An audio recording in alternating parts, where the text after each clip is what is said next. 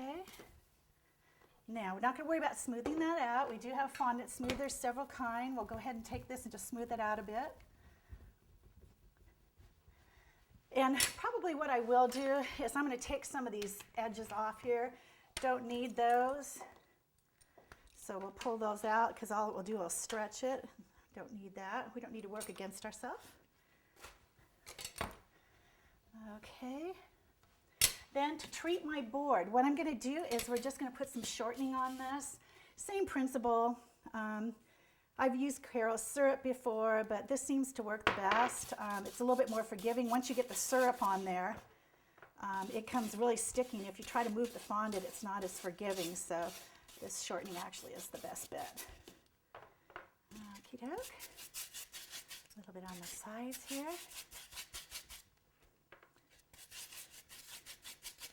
Now, when this first started, I'll tell you a little story about how I got involved in this.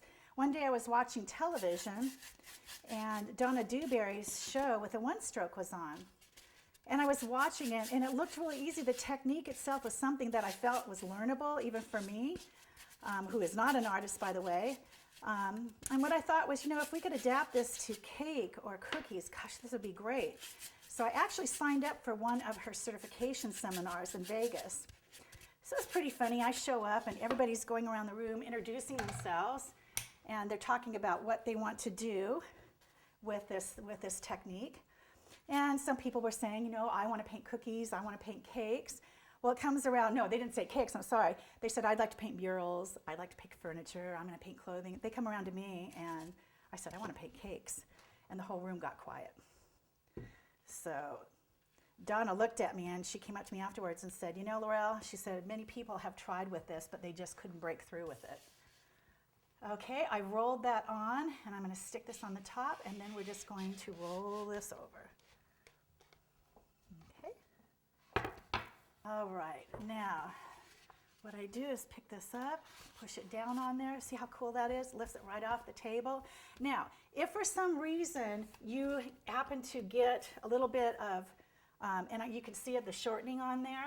I touched it, it's a little bit shiny. All you're going to do is just puff that with some cornstarch and it takes it right off. So don't panic on that. So what we're going to do now is we're going to,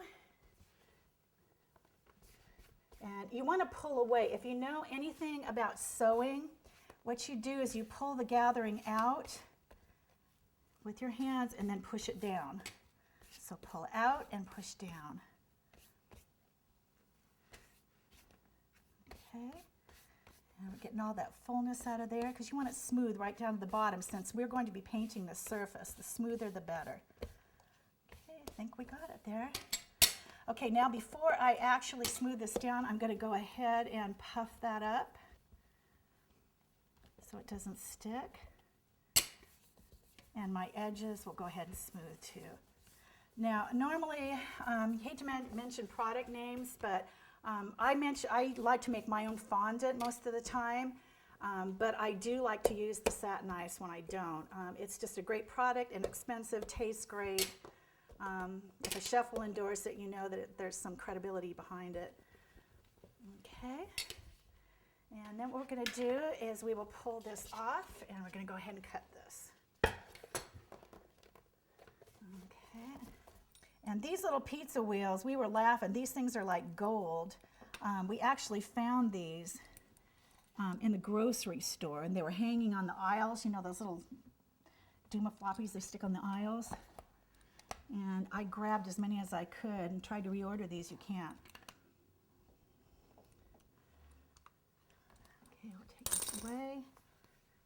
And then what we're going to do is, like I said, we're not going to go into detail on this because you've seen it 10,000 times before, but you're going to go ahead and smooth that out. Let that dry overnight.